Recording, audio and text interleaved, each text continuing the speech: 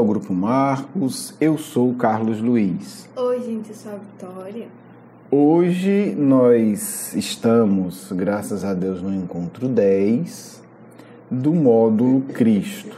Né? O módulo Cristo é um módulo que tem 12 encontros, diferenciando-se dos outros 4 que são 10, dos outros módulos que são 10 encontros cada. Bem, a tarefa de hoje não é fácil. Não é fácil. Por quê? Porque o nosso tema é rejeição da luz e cristianismo hoje. No 9, né, espero que vocês lembrem, nós trabalhamos, né, a experiência de Judas. E aí surge a questão, e hoje existe essa traição? Existe essa rejeição da luz? Né? Existe no nosso mundo atual sentimentos de rejeição do Cristo, de traição do Cristo? E a gente vai refletir um pouco sobre esse tipo de conduta vinculada ao espiritismo, aos espíritas, a nós. Então se torna mais delicado, porque às vezes a gente tem as ilusões, né? A gente fala de Judas como se fosse assim, aquele sujeito ruim que traiu Jesus e ninguém tem nada a ver com isso, né? A gente ainda tem o hábito, enquanto sociedade, não movimento espírita, de queimar o Judas, né? Como se nós fôssemos os protetores e vingadores do Cristo, como se o Cristo quisesse vingador. Na entrevista, né, que a gente falou, fez referência e publicou do Encontro 9, o espírito de Judas, já um espírito redimido, comenta, né, assim, o Cristo tem sido vendido por muito menos, das mais diversas formas. E isso, infelizmente, ainda é uma afirmação com total atualidade. Né? A gente vai trabalhar 2 mensagens. Uma mensagem a gente já pegou de um livro que ainda será publicado, né? Pelo Grupo Marcos.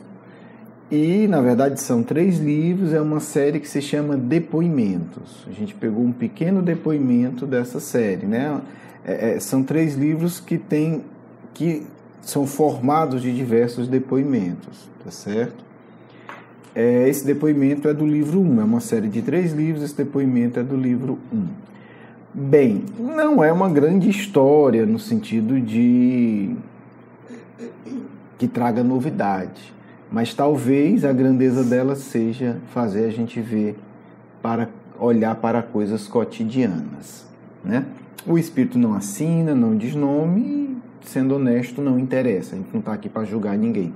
A gente está aqui para fazer uma reflexão sobre nós mesmos e refletir um pouco sobre essa história. Eu vou ler para vocês, é uma história curta e a gente vai comentando como a gente muitas vezes faz. História de um palestrante espírita, né?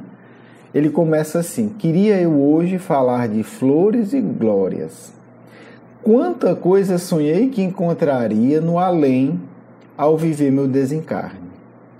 Quantas conversas sobre as belezas espirituais desenvolvi com os admiradores que vinham ao final de cada palestra compartilhar comigo suas dúvidas, admiração e curiosidade. Para quem, né, vive um ambiente espírita sabe que isso é comum e até saudável. Para que vocês não fiquem chocados, quem não tem muita vivência, muita leitura da literatura espírita, eu só vou destacar aqui uma coisa, né? Um depoimento do Chico Xavier, no estilo mineiro, no estilo, né, mais delicado, mas que honesto, né? Chico Xavier é um espírito honesto. E ele diz o seguinte, né? Os espíritas estão desencarnando mal. Quer dizer, talvez seja o jeito mineiro, o jeito do Chico, né, mais delicado de falar uma coisa muito grave. Né? Talvez um outro espírito com a mesma evolução, mas com outro perfil, fosse fazer uma reflexão mais dura e mais profunda disso. O Chico, ele apenas fala essa verdade dura e não desenvolve, né? Tinha lá os seus motivos. Então, não vamos achar que é uma ideia que eu estou trazendo aqui. Infelizmente, é uma ideia que está acontecendo há algumas décadas, né? Segundo esse alerta amigo, tem vários outros alertas, mas assim, né, não é o foco. Nosso foco é a rejeição da luz e cristianismo no movimento espírita. Continuando. Nesses instantes, né, na palestra, preciosos para instrução, então é algo valioso esse momento de comentário, de palestra. Falava do tanto que queria conhecer da vida espiritual e sutilmente a todos convencia que logo após a minha partida, de fato, mereceria a estadia em colônias especiais e iluminadas. Eu fui palestrante por muito tempo, espírita, e sei que é fácil fazer isso, né? É muito fácil você, amparado por espíritos superiores, num ambiente psíquico acima da média, você iludir as pessoas, você iludir os outros da sua grandeza, você soltar ali a ideia que você faz parte da equipe espiritual que está fazendo de fato a palestra. É muito fácil. E aí continua esse amigo palestrante. Quanta decepção plantei em meu coração. Legal, né? Porque assim, no fundo, ele iludiu ele mesmo. Ele tem já essa lucidez. E que vergonha ao encontrar muitos que tinham me eleito espírito evoluído, por causa da beleza de das palavras, que nem sequer eram minhas. Né? A gente vê aí um espírito que desencarnou e está vendo a realidade do que é uma palestra espírita. Na verdade não é dele e a gente sabe que não é. Né? Quem faz palestra sabe que não é. Explicou-me meu amigo e guia espiritual. A atividade da palestra era, em grande parte, realizada por ele. Meu mérito era mínimo. Na verdade, era semelhante a um trabalhador braçal que cumpre o dever sem consciência real do que faz. Isso tem valor, mas não ilumina definitivamente o espírito, como eu queria acreditar. Quer dizer, tem o valor do palestrante que está ali, mas assim, muito longe de ser iluminação, né? É uma tarefa básica, elementar, que vai lhe ajudar ao longo dos séculos a crescer. A mim cabia a tarefa, a educação dos filhos, o trabalho honesto e, no final da vida, o testemunho da abnegação, que fugia alegando ter feito mais do que o suficiente pela causa. Eu não sei se ficou claro para vocês, né? Assim, a tarefa desse espírito central era educar os filhos, ser honesto no trabalho e, no final da vida, ele teria um testemunho de abnegação material nesse caso. Quer dizer, isso era a tarefa dele. A palestra era uma tarefa de apoio básica. Só que o que é que ele fez? Não, eu sou um grande palestrante, então, na hora que chegou da abnegação, ele disse, não, já fiz muita palestra, já ajudei muitas pessoas, eu não preciso. E o guia espiritual intuindo, né? Olha, é isso. Então, olha como ele trocou uma atividade que era de meio, de apoio, para ele ter ele realizar um ato de abnegação profundo, e usou aquele apoio como justificativa para não realizar o ato de abnegação. Vamos ver que ato seria esse. Desencarnei rico, com a consciência culposa por negócios equivocados. Nunca doei 1/10 do que houvera me comprometido antes do reencar. Gente, eu vou lhe dizer, eu já acompanhei vários casos assim de perto, de conhecer a pessoa encarnada. Seria rico se tivesse agido honestamente, quer dizer, ele ainda foi desonesto, nem precisava, pois a minha última prova seria a do desapego, quer dizer, é um espírito que já veio programado para ficar rico, fazia parte. Atividade espírita para dar lucidez, educar os filhos, ser honesto no negócio e ficar rico. Porque a grande prova dele é, em determinado ponto da vida, ele fazer imensas doações financeiras. Porque ele precisava dessa prova. Olha que legal, né? Seria rico se tivesse agido honestamente, pois a minha última prova seria a do desapego. Por isso, meu guia espiritual falava com tanta beleza do desapego em minhas palestras. Quer dizer, o sujeito estava dando palestra de desapego e o guia espiritual investia tanto para ele aprender, não era para os outros. E que eu repetia a mensagem, e eu que repetia a mensagem achava que era apenas para os ouvintes. Quer dizer, toda palestra, na maioria, o guia espiritual intuía ele para falar do desapego para educar ele. Já está encerrando aqui a história. Fica essa história triste para mim. Para ele, obviamente, é triste, né? Ninguém está rindo da desgraça dele, mas é curioso, né? O palestrante lá, todo empolgado, falando as coisas mais lindas de desapego. E ele, o médium inconsciente, achando que estava só correndo aquele desgraçado estava na frente dele. E o orientador e a origem da palestra, que era o guia dele, dizendo, tomara que ele entenda, tomara que ele assimile, meu Deus, porque daqui a 15 anos ele vai ter que dar o testemunho dele. Será que ele está entendendo? Olha que coisa, né? E aí continua esse amigo. Talvez, né? Fica essa história triste para mim. Talvez sem graça, é engraçado, não acho que eu discordo de você, meu amigo. E sem emoção para quem lê. Mas de tudo o que vi e aprendi por aqui, uma única coisa hoje me interessa: aprender o desapego. Porque foi por me apegar que tanto sofri e sofro. Isso é muito interessante, gente. Porque a gente desencarna e a gente teve uma falha grave, a gente acaba naturalmente se dedicando àquela questão, né? Se a minha falha foi pelo vício do álcool, eu vou estar envolvido nisso, eu vou estar me tratando, eu vou estar envolvido nesse contexto. Ou de uma maneira doente ou de uma maneira saudável. No caso desse amigo aqui, a reflexão dele é o desapego, porque assim, ele teve toda a encarnação estruturada para ele educar os filhos, e educar filhos sendo rico é uma educação de desapego, senão os filhos se corrompem pelo excesso de prazer e de riqueza. Ser honesto no negócio, que também é uma atitude de desapego, porque quando você tem a oportunidade de ganhar mais roubando, sendo desonesto, é uma tentação imensa, não é brincadeira. E no final da vida, ele pegar essa riqueza honesta, depois de ter educado os filhos na honestidade e sem excesso, e doar para uma causa superior. Ele faliu, então a reflexão dele tem que ser essa. E aí conclui um amigo já no último parágrafo. A matéria prende, e isso não é brincadeira nem linguagem figurada. Ela ilude e aprisiona e faz sofrer muito. Porque os espíritas, antes de partirem para cá, não consideram isso? Precisarão de tantos bens? Não quero dar lição a ninguém, não posso, apenas aviso. Meu amigo, seu ouro vai se transformar em tormento, se ao você partir, ele não tiver sido aplicado segundo a vontade de Deus. E nós, os espíritas apegados, sabemos a vontade de Deus. Apenas queremos viver a nossa pequena ilusão e acordar com grande amargura no além.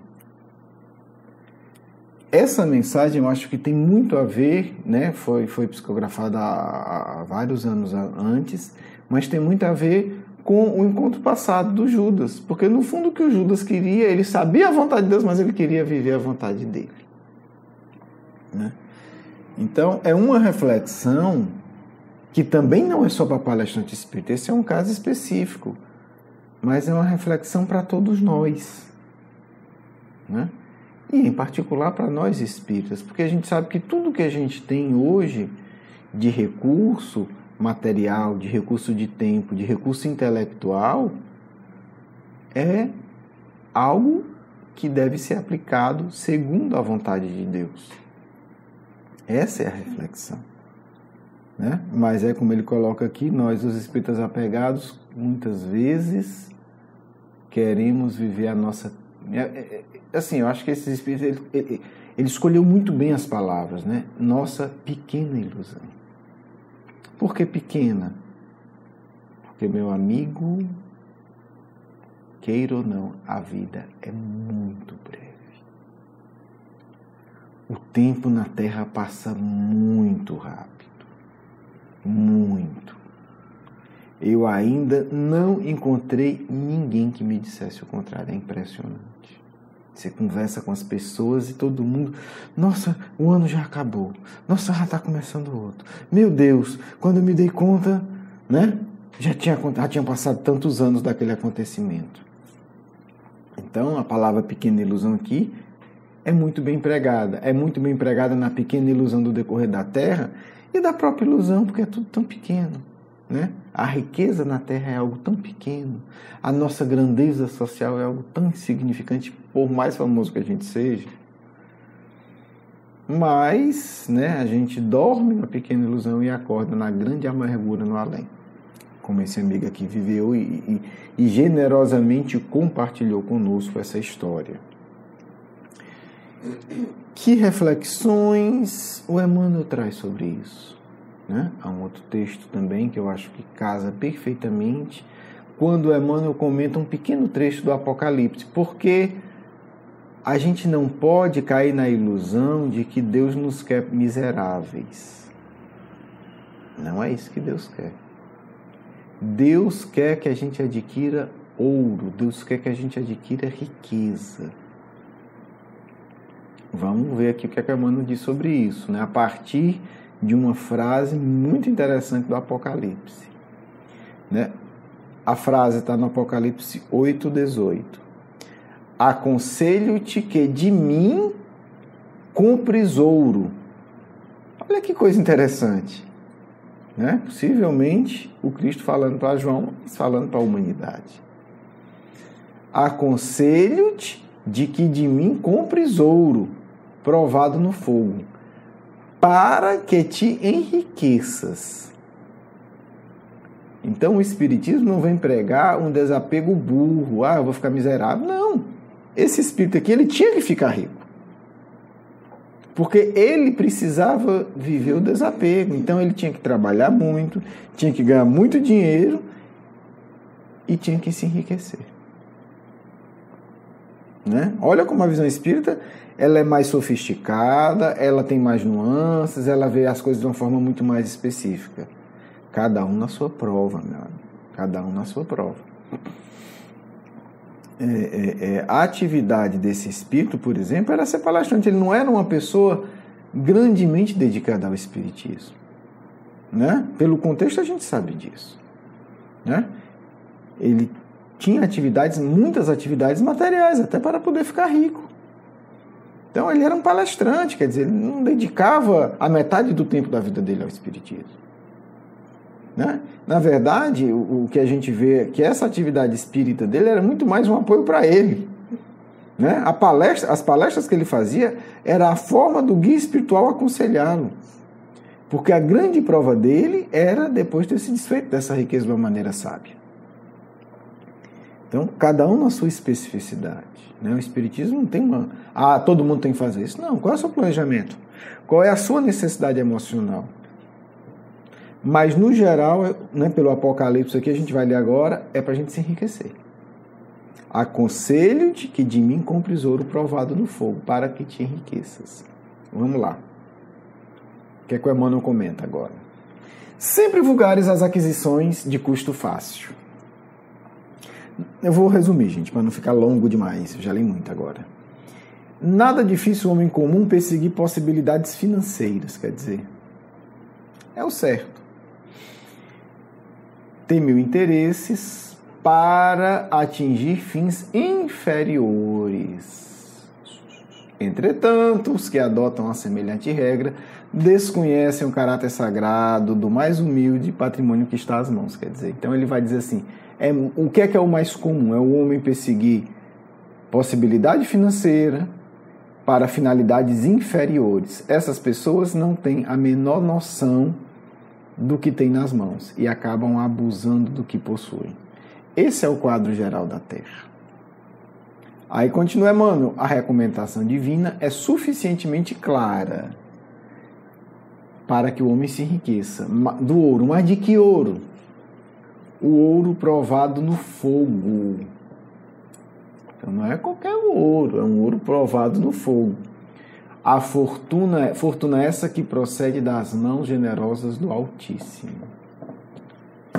Somente essa riqueza espiritual, adquirida nas situações de trabalho árduo, de profunda compreensão, de vitória sobre si mesmo, de esforço incessante, conferirá ao espírito a posição de ascendência legítima e bem-estar permanente, depois das transformações do sepulcro.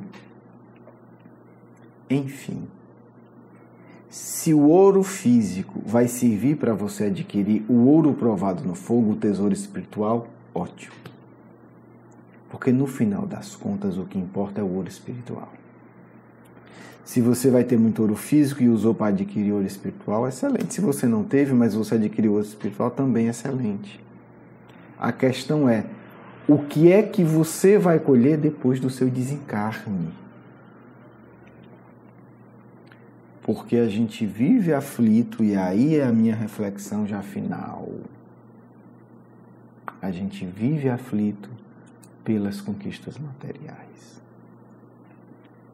E no Espiritismo, e aí eu vou falar disso porque é o que eu convivo, é muito comum a gente chamar ganância de responsabilidade.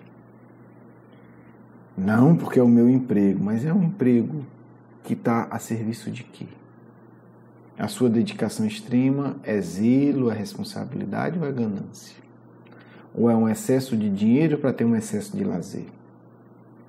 É uma questão íntima, ninguém está acusando ninguém, mas assim, o Emmanuel encerra muito bem dizendo o seguinte: convenhamos, porém, que esses bens se transformam sempre, os bens materiais, ou algum dia serão transferidos a outrem, pelo detentor provisório.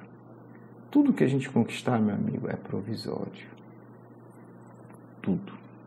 No entanto, quando o trabalhador gasta suas possibilidades nos trabalhos do bem, com esquecimento do egoísmo, desinteressado de si próprio, colocando acima dos caprichos da personalidade os objetivos da obra de Deus, e aí eu lembro a mensagem desse depoimento, que ele vai dizer: sabemos a vontade de Deus. Então, espírita pode dizer tudo, mas que não sabe a vontade de Deus, meu irmãozinho, nem que você seja o sujeito mais cara de pau do universo, não dá. A gente pode dizer: eu não fiz, eu não quis, mas não saber o que tem que fazer, lutando, amando e sofrendo. Tá aqui, eu não sei, então o que é que Deus quer que eu faça? Lute, ama e sofra. Entregando-se a Ele, adquire indiscutivelmente o ouro eterno e intransferível. Eu não sei qual é a vontade de Deus para mim, a Emmanuel já repetiu aqui: lutar, amar, sofrer, entregar-se a Deus. Viver a vontade de Deus. Resumos. É muito importante a gente se dar conta disso. Há uma avaliação pessoal feita por nós mesmos depois do desencarne. Então não interessa argumento social. Se você tem dinheiro, pode ter certeza, 99% no mínimo das pessoas vão bater palma para você, independente da estupidez que você faça. Poucos terão a honestidade de dizer a verdade, independente de qualquer coisa. Então é árduo, é muito difícil. Se você se destaca pela cultura, a mesma coisa. Pela inteligência, a mesma coisa. Então nós estamos num momento em que a decisão é muito grave. Porque o mundo, que já é um planeta riquíssimo, possui um poder de sedução financeiro gigantesco. É muito difícil, gente. É muito difícil para alguém que tem, não vou dizer nem muita não, alguma competência, de fato dedicar-se à obra do Cristo hoje no mundo. Porque as seduções financeiras são imensas, né? E a pessoa começa a ganhar dinheiro, começa a adquirir, começa a se destacar e começa a ficar sem tempo para a obra do Cristo. Então são reflexões, é muito sutil, então cada um tem que observar muito a própria consciência, cada um tem que conhecer muito o seu planejamento reencarnatório. Eu lembro sempre, né, e lembrava hoje, antes de gravar, do exemplo do Eurípides. Gente, do ponto de vista intelectual, Eurípides já era um gênio na época dele. Né? Ele poderia ter sido, do ponto de vista acadêmico, o maior médico da época dele, o médico mais famoso, mais culto, mais capaz. Não era a missão dele. Se fosse, ele teria cumprido. Mas ele abriu mão de tudo isso para viver numa cidadezinha do interior, pobre e miserável. É disso que a gente está falando. Né? Eurípides, se fosse um administrador, seria um dos maiores administradores do país. Eu digo isso porque eu estudei a vida dele. Ele tinha esses talentos. Eurípides era um imenso empreendedor. Ele teria se constituído nas maiores fortunas do país se ele tivesse disposto a entrar nesse jogo. Por que eu estou dizendo isso? Porque ele tinha esse perfil. Ele fundou simplesmente o primeiro jornal da cidade. Olha, no fim de mundo, não tinha internet para ele aprender. Fundou o primeiro grupo de teatro e fundou a melhor escola da cidade. Antes de ser espírita, jovem. Você vai me dizer que ele não tem um perfil empreendedor? E detalhe, o grupo de teatro era famoso na região toda. O colégio vinha gente de outras cidades estudar. Você vai me dizer que esse espírito não é um grande empreendedor? Detalhe, vivia numa família pobre, que no começo era miserável. E ele conseguia mobilizar e fundar tudo isso. Você vai me dizer que um sujeito desse não é capaz de criar grandes empreendimentos numa cidade maior? Você vai me dizer que esse espírito não tem essa capacidade? Então, uma capacidade administrativa de empreendedorismo excepcional, como poucas na história do país. E tudo bem sucedido. E detalhe, com 15 anos de idade. Você vai me dizer que um espírito que com essa capacidade intelectual e de empreendedorismo no Rio de Janeiro, com 20 e poucos anos, não seria riquíssimo? Então, assim, um espírito capaz de se destacar no meio acadêmico, um espírito capaz de se destacar no meio empresarial, quer dizer, um espírito capaz de se destacar na política, foi eleito vereador 2 vezes e não continuou sendo eleito porque não quis. Olha os talentos desse espírito. Poderia ter sido um grande político, um grande médico, um grande cientista e um grande empresário, e talvez tudo junto. Porque tinha uma capacidade de trabalho também assustadora. Então, assim, eu estou falando de coisa real. Agora, se ele não tem esse profundo amadurecimento, né? Então ele podia ter fundado o maior grupo educativo do país, porque a escola dele, né, que ele fundou, era renomada. Antes de ser espírita, não estou falando nem do Colégio Allan Kardec, que, segundo o maior educador português vivo hoje, foi uma das maiores escolas do século XX da história mundial. Ele disse que é indubitavelmente o maior colégio do Brasil do século XX. Então imagina, ele poderia ter o maior grupo educacional, poderia ter o maior hospital do país, poderia ser político, um grande intelectual. Se esse espírito se dedicasse às conquistas materiais, o que é que ele não teria conquistado, gente?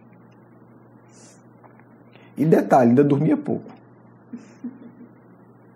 Um poder de realização gigantesco. Então, eu não estou dizendo que todo mundo tem que fazer, estou dizendo que tem que se situar. Qual é a sua tarefa? O que é que Deus quer que você faça? Então, precisa se situar. Se a tarefa dele fosse desenvolver a economia, você não tem a menor dúvida. Ele, no mínimo, teria sido um dos maiores empresários da história do Brasil. No mínimo. Não era. Não é errado.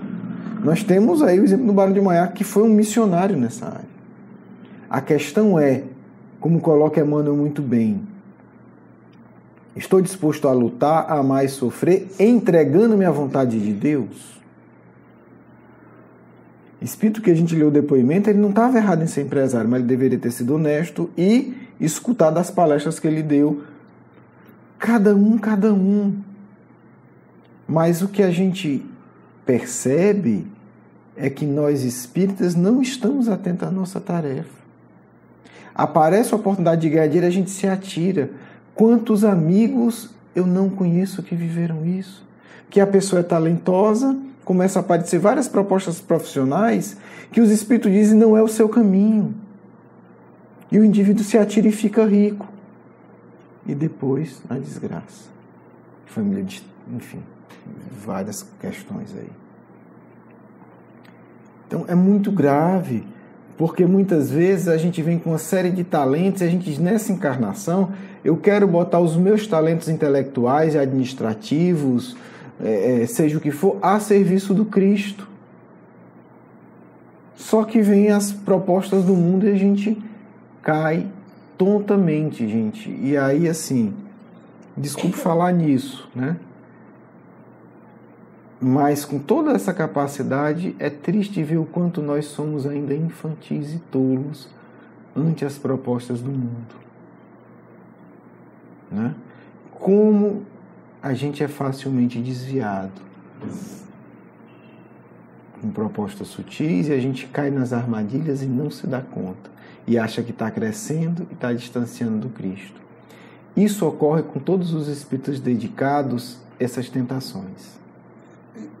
E às vezes é de uma forma direta. Eu vou contar uma história aqui, que está registrada, é do Eliseu Rigonati, um espírito extraordinário, escreveu várias coisas bonitas, né? Falava de regressão de memória, de experiências mediúnicas. O guia espiritual dele faz regressão de memória dele para ele escrever e relatar em livros. E o Eliseu Rigonati, né, muito atuante, publicou muitos livros na época dele, e ele conta uma história muito interessante. Ele diz que aparece um espírito para ele está numa situação financeira muito difícil, já naquele limite, assim, não tem a quem recorrer, não tem. Né? Assim, o limite do limite, aquela história, né, desculpa o termo, lascou. Não tem, tô liso, não tem para quem pedir, não tem de onde tirar, e não consigo ver nenhuma perspectiva. Aparece o espírito para ele e oferece uma quantia gigantesca em dinheiro. Né? Não sei, teria que fazer a conversão, sei lá, 100 mil reais. Assim, olha, eu só quero que você pare de escrever. Você não precisa fazer nada, ninguém vai saber. Você continua com todas as suas atividades espíritas. Você vai fazer tudo do mesmo jeito. Mas se você parar de escrever, eu lhe garanto que em pouco tempo vai chegar nas suas mãos tantos mil reais. A história vai estar aí para vocês lerem o desfecho. Né? Leiam, reflitam, e eu vou lhe dizer, não é história só do Eliseu Rigonati. É a história de todos nós que, de fato, temos o impulso de nos dedicar à causa do Cristo. Às vezes a proposta vem desse jeito, sim, direta, clara e objetiva. Às vezes vem propostas sutis, né, que acontecem no mercado, no trabalho e tal. É para recusar todas as propostas que apareçam? Não, gente. O Espiritismo não é tão burro para propor isso. O Espiritismo propõe. Se você estiver lutando, amando e sofrendo, entregando-se a Deus, você vai saber o caminho. Avalie. Entenda qual é o seu compromisso com Cristo. Tudo aquilo que for atrapalhar seu compromisso com Cristo, usando as palavras do Evangelho, é obra de Satanás. Né? Porque quando Pedro diz, não, Senhor, eu não vou deixar você ser crucificado, Cristo diz, afasta-te de mim, Satanás, e não tenteis ao teu Senhor. Não está falando com Pedro, ele está falando com os espíritos que estão induzindo Pedro. Ele não chamaria Pedro de Satanás. Então, toda vez que uma proposta vem para nos desviar da nossa missão com Cristo, é uma proposta das trevas. Vamos para a nossa segunda parte. Um grande abraço, um grande beijo no coração. Desejo que as reflexões sirvam principalmente para mim. E se alguém aproveitar também, eu vou ficar feliz. Até o nosso próximo encontro. Vamos para o nosso diálogo mediúnico. Que a paz do Cristo esteja em vossos corações. Que o nosso Mestre, o Senhor da abnegação do mundo, não porque renunciou ao mundo, mas porque renunciou transitoriamente a deixar a sua morada celeste para vir conosco, viver a grosseria da materialidade, para nos convidar a caminhar em direção às alegrias divinas e imperecíveis. Mestre, ajuda-nos nesse instante a entender que a vida é transitória, que a dor é passageira, mas que o teu amor é eterno e poderá sustentar os nossos corações nos lances difíceis da existência, para que não sejamos como moscas presas no mel da ilusão, a morrer felizes, caminhando para uma desgraça extrema. Podemos iniciar, minha amiga. Muito obrigada pela sua presença hoje, amigo Caibá. Como primeira pergunta, como perceber que estamos traindo Jesus por conta de nossas paixões inferiores? A consciência cristã tem que ser desperta, minha amiga. Se ela está em todos, muitas vezes se apresenta como o botão da rosa, que carece de estímulos poderosos e suaves, da luz que é o Cristo, esse sol que nos alimenta, para que desabroche e possa nos apontar se estamos ou não no caminho correto. Muitas vezes os cristãos espíritas pensam que basta perguntar a um amigo espiritual, porque permanecem na infância emocional da humanidade. O diálogo é necessário, as perguntas são importantes, mas a essência é o diálogo interior com o Cristo. Para saber se estais ou não no caminho adequado, perguntai à vossa consciência, suplicando ao Cristo que a ilumine, para que ela cresça, desenvolva e desabroche, e aí vos dê a sensibilidade de avaliar a própria conduta, o próprio caminho. E se nós percebermos essa realidade, o que podemos fazer?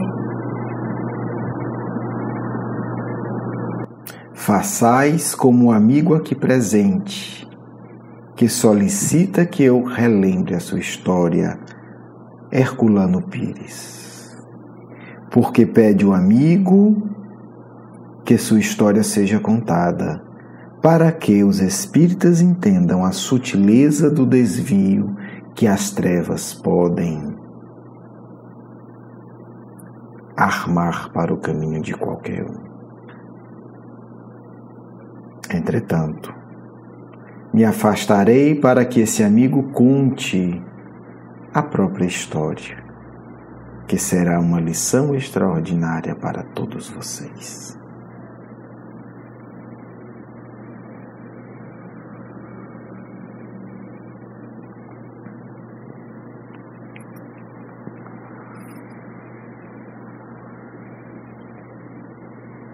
Espíritas, meus irmãos, é com alegria que participo hoje desse programa, eu que tantas vezes me empolguei nos programas radiofônicos que eu fiz quando encarnado.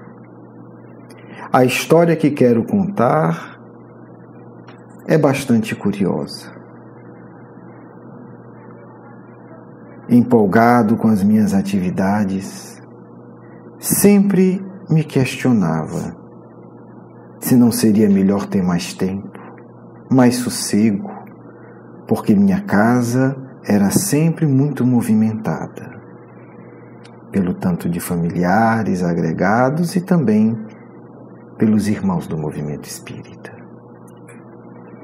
Tanto quis, tanto procurei, que um amigo me ofereceu uma oportunidade para viver no interior de São Paulo, lecionando e com bastante tempo livre para escrever. Apareceram muitos obstáculos, mas efetivamente consegui a mudança.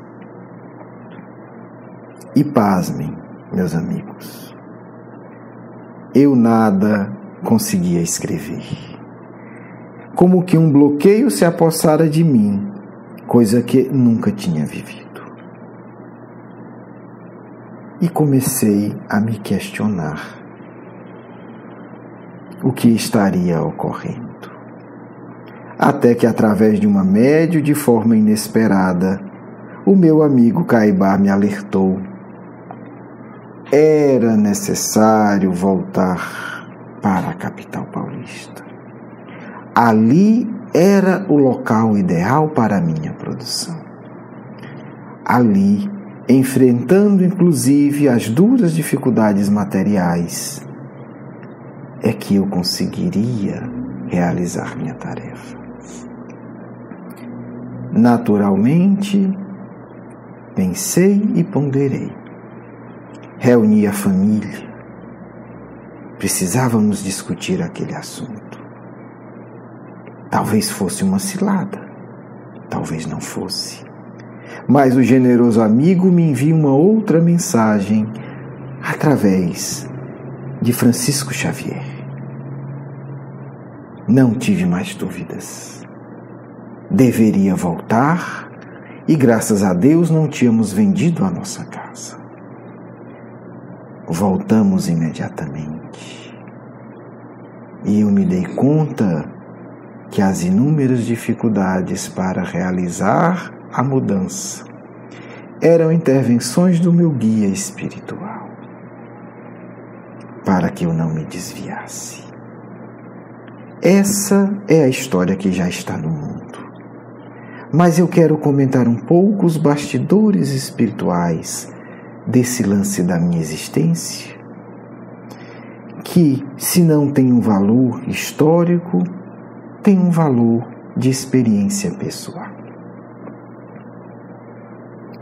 Por muito tempo, eu fui estudado pelos espíritos que queriam me desviar do caminho. E o que eles encontraram como um ponto fraco era o dissabor que eu sentia com uma vida excessivamente agitada. Então resolveram armar esse tipo de cilada. Avaliando o meu psiquismo, avaliando o meu amor ao silêncio e à paz, eles me colocaram uma tentação, com o silêncio e com a paz, mas em um ambiente em que esse silêncio e essa paz se converteriam em inatividade. Vejam como tudo isso é sutil. Por isso só há uma regra: conhecer a vontade de Deus, ter clareza do desígnio do mais alto, para que não caiais em tentações aparentemente sadias e saudáveis. Não há uma regra que não seja qual a vontade de Deus para a minha vida, porque a tarefa que deveria executar estava ligada ao dia a dia do movimento espírita, e apenas convivendo diariamente com os diversos tipos de espírita, poderia eu entender a melhor forma de expressar as reflexões espíritas, adequadas à necessidade da psicologia do espírita que convivia comigo. A minha obra não era uma obra destinada ao futuro do movimento. Era uma obra destinada à imediaticidade das necessidades espíritas. Se minha obra fosse outra, poderia pensar que um certo distanciamento seria o mais adequado. Por isso, não podemos nos ater a julgamentos externos, e sim nos ater à vontade de Deus para nós. Como o amigo Caibá sugere, posso ficar para responder a última pergunta. Muito obrigada pela sua presença, amigo Herculano. Nossa dúvida é: como o Espiritismo pode nos ajudar a nos aproximar do Cristo? O Espiritismo é a única luz suficientemente poderosa para atingir a mente e o coração da grande parte da humanidade, sem desmerecer outras religiões ou outras áreas do saber, mas ao contrário. O Espiritismo, minha filha, é uma luz que se fortalece e se intensifica ao abraçar as outras religiões. O Espiritismo é um organismo que se eleva pela sua capacidade de se integrar com a filosofia e com a ciência.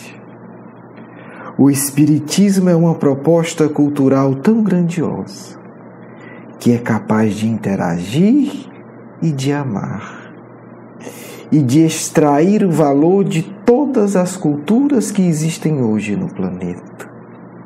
Por isso, sem nenhum viés de fanatismo, afirmo: o Espiritismo, quando os espíritas entenderem a sua capacidade de integração com a filosofia, com a ciência e com a religião, eles iluminarão a Terra. Não há classificação para o Espiritismo no mundo, a não ser é uma força cultural capaz de realçar a beleza da ciência, da filosofia e da religião, fortalecendo-se e iluminando a mente e o coração humano. Quando os espíritas entenderem isso, estará decretada o fim das trevas culturais e espirituais do planeta. Com muito carinho e amor, Herculano Pires. Quero agradecer o seu carinho, a sua atenção, e para conhecer mais do nosso curso Educação Espírita, um convite à juventude, do nosso programa Nova Geração e os nossos livros, por favor, visite o nosso blog grupomarcos.com.br. Você é muito bem-vindo. Um grande abraço.